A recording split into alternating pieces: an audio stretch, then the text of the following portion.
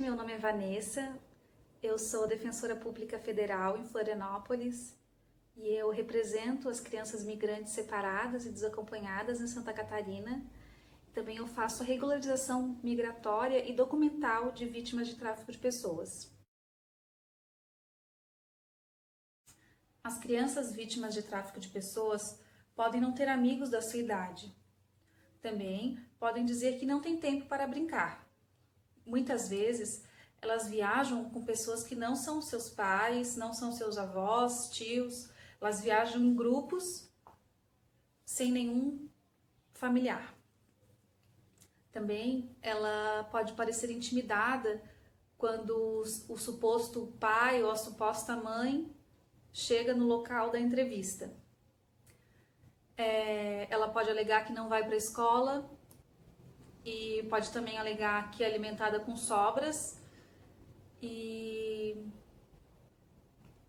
quando você chega numa comunidade, né, aquela criança que é vítima de tráfico de pessoas, às vezes ela é mantida separada das outras crianças. Algumas situações podem indicar também que aquela criança é vítima de tráfico de pessoas.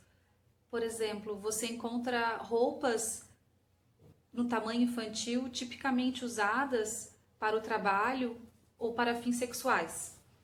Outra situação que pode indicar a ocorrência do tráfico de pessoas é quando você encontra brinquedos, camas de tamanho infantil e roupas de criança em locais inadequados, como boates, fábricas, obras.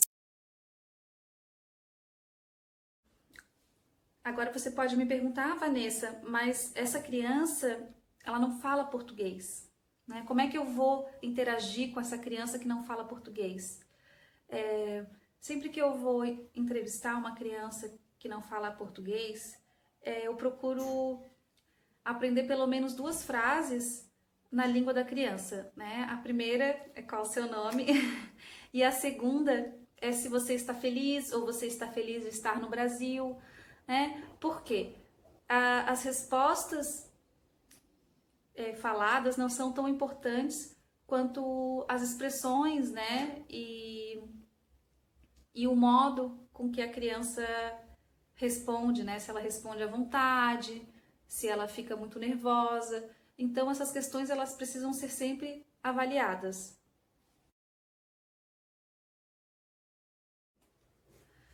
Quando você vai entrevistar uma criança que você imagina que é vítima de tráfico de pessoas, ou quando no seu trabalho você se vê diante de uma situação suspeita, a primeira coisa que você deve fazer é tentar criar uma empatia com a criança. As crianças, elas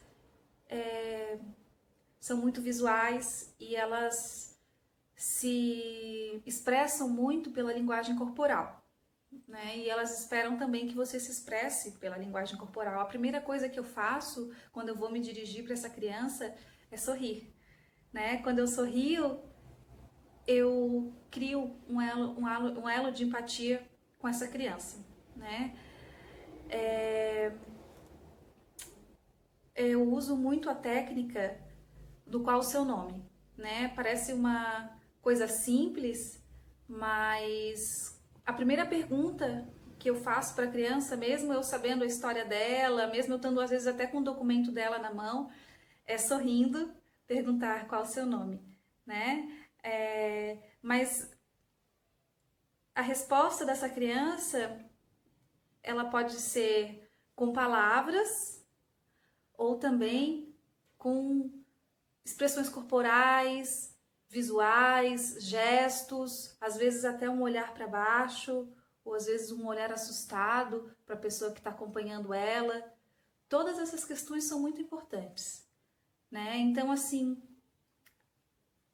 tem questões mais simples que acontecem, né?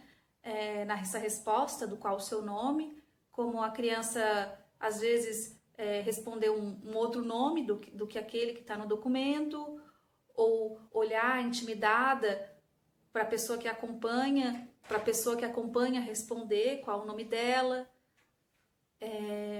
ou às vezes olhar para baixo, né? Então, assim, tem alguns indicadores que nos alertam que a gente deve prestar mais atenção naquela criança. A questão da linguagem corporal é muito importante, né? Quando tu tá tratando com uma criança, tem muitas coisas que ela diz nos gestos.